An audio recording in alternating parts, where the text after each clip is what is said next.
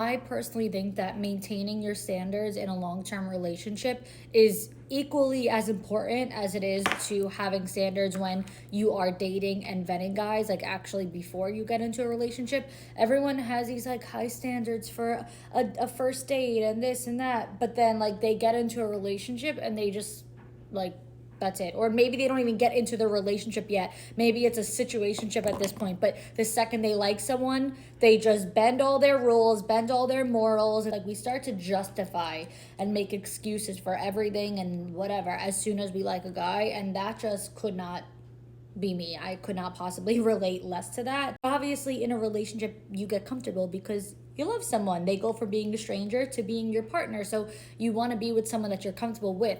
But there's a difference between like being comfortable with someone because now you could like be goofy and be yourself versus being so comfortable with someone that now you're not even going on dates. You're like, oh yeah, we're just in this relationship now, and like we don't make any effort, for the relationship. We don't do anything to keep the spark alive. Like that's the comfort you don't want to fall into. And when it comes to how to, I think that it's as simple as just whatever your standards were on day one, just uphold them. Don't drop or lower those standards. Like I'm with my boyfriend a year and a half and I'm getting ready for date night right now. Like we are always going on dates. And if there's ever been a time where like we didn't go on dates for a little while, which like really doesn't happen often, but if it ever does, it would just be like, ugh, I would love a date night. Like, we really need a night out. You don't want to be like, what happened, bro? You used to take me on dates all the time. You don't take me on dates anymore. Like, what the fuck? Like, you got to do your job. Like, there's just a way to communicate and to stay embodied in your feminine energy. And it's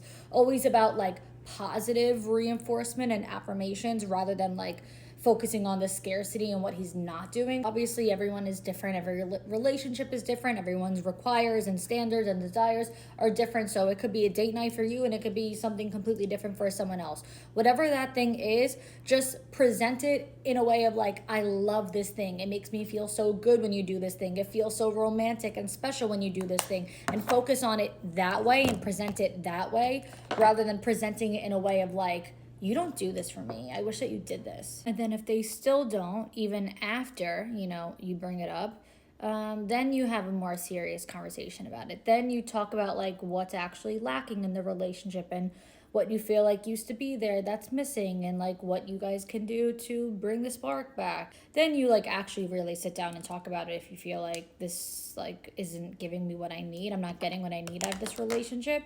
And if they're just not on the same page, then thank you. Next.